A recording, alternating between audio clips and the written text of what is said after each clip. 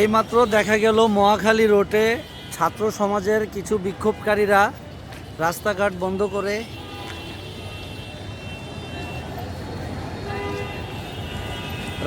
বন্ধ করে দিয়েছে। তারা তাদের দাবিতে তারা রাস্তাঘাট বন্ধ করে রেখেছে। সাধারণ জনগণ, সাধারণ মানুষ এই যে দেখতে পাচ্ছেন তারা হেঁটে যাচ্ছে।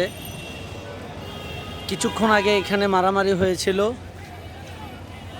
তুইমুল মারামারি হয়েছিল কিছুক্ষণ আগে।